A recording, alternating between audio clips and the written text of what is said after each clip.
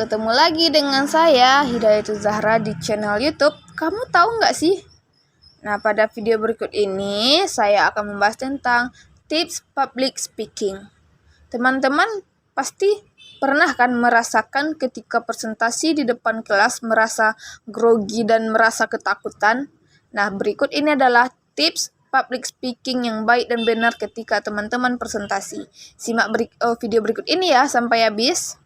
Urutan struktur yang bisa teman-teman pakai buat presentasi jadi lebih menarik. Yang pertama, start from the end. Mulai dari akhir alias apa tujuan kita presentasi. Teman-teman, pernah nggak ketemu sama orang yang bingung dengan presentasi mereka sendiri? Nah, supaya kita nggak bingung, kita bisa mulai dengan jelasin tujuan presentasi kita di awal. Misalnya nih, kalau kita mau bagiin tips bikin website interaktif, kita bisa mulai dengan pengantar ini.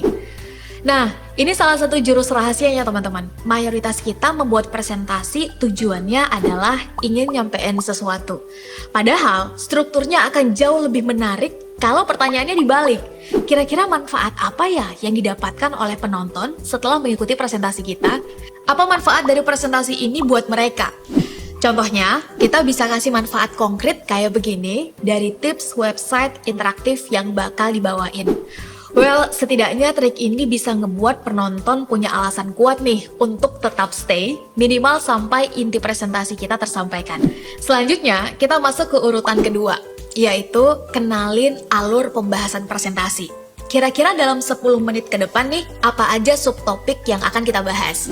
Semisal, kita mau bagiin 3 poin utama, yaitu alat yang digunakan untuk bikin website interaktif, tips dan triknya, dan di akhir beberapa sumber referensi buat inspirasi teman-teman. Tapi memang nggak bisa disangkal teman-teman, kalau kadang ada aja penonton yang bertanya di tengah presentasi atau nyela saat kita sedang menjelaskan. Bener nggak? Alhasil, kitanya jadi ke-distract, bahkan nggak jarang jadi blank. Nah, buat mencegahnya, kita boleh pasang peraturan bersama selama presentasi. Misalnya, kita memberikan kesempatan penonton untuk bertanya di tengah presentasi asalkan mereka udah angkat tangan.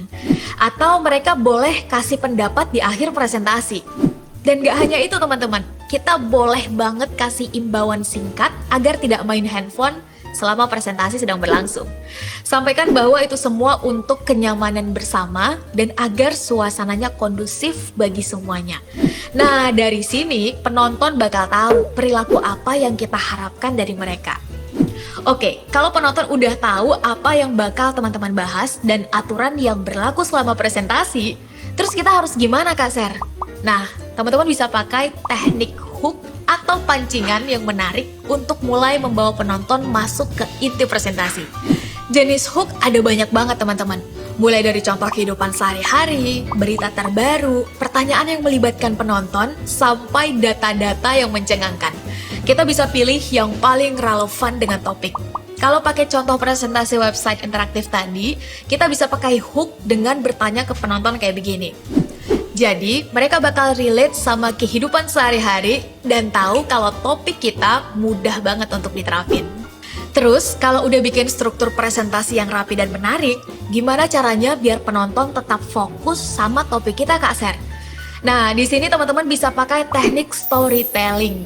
Sederhananya, storytelling bisa diselipin di tengah-tengah pembahasan supaya penonton mudah ngikutin presentasi kita. Contoh, kita bisa buat analogi di bagian tertentu dari presentasi. Supaya penonton bisa kebayang cara bikin website interaktif dengan konkret, nggak ada salahnya kita kasih analogi atau ngibaratin prosesnya seperti masak makanan. Ibaratnya nih teman-teman, membuat website atau program itu sama aja kayak masak. Kita perlu nyiapin bahan baku sesuai dengan resepnya, alias harus ada data-datanya. Terus langkah-langkah resepnya itu adalah instruksi dari kode program buat ngolah data.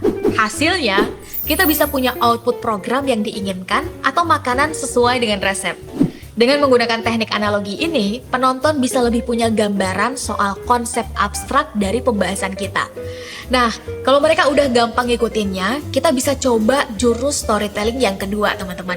Kasih fakta menarik atau yang mind-blowing.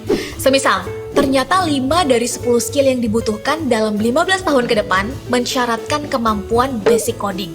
Artinya, kemampuan ini menjadi nyaris setengah dari kebutuhan soft skill setidaknya dalam 15 tahun ke depan. Dari sini, kita bisa elaborasi dan beri penekanan tentang pentingnya pembahasan atau presentasi yang sedang kita bawakan. Yang jelas, saat kita sudah menyampaikan fakta mind-blowing, jangan lupa kasih penjelasan ringkas kenapa fakta itu menjadi penting. Tujuannya supaya penonton tahu relevansi data tersebut dengan pembahasan presentasi kita. Nah, mungkin sebagian besar kita penasaran, apa storytelling cuma ampuh buat presentasi aja? Bisa nggak ya teknik storytelling ini kita pakai dalam situasi dan kondisi lain? Jawabannya bisa banget teman-teman. Contohnya saat wawancara kerja dan kita diminta buat ceritain pencapaian kita. Supaya menjawabnya jadi lebih menarik, kita bisa menjawab dengan menggunakan konteks ngeraih target tertentu dengan jumlah waktu yang sangat terbatas. Terus, kita lanjut nih jelasin siapa aja yang terlibat, apa aja keterbatasan dan tantangannya, serta gimana cara kita bisa sukses mencapai target itu dengan menggunakan metode analogi plus fakta menarik, menggunakan kata kunci, ternyata. Oh, udah, itu the best banget jawaban interview kayak gitu. Contohnya nih, teman-teman pertama kali kerja di luar zona nyaman dan harus mencapai target tertentu. Tapi ternyata teman-teman berhasil setelah terus-menerus belajar dari berbagai sumber. Kita bisa ibaratin prosesnya dengan analogi simpel. Selain itu, kita juga menekankan kalau mendapat bantuan dari berbagai pihak yang terlibat. Nah, jadi dari sini pewawancara bakal tahu kalau kita bisa bekerja sama dalam tim sekaligus tetap sukses di tengah keterbatasan. Nah, teman-teman, itu dia jurus rahasia yang bisa bikin presentasi kita jadi makin seru.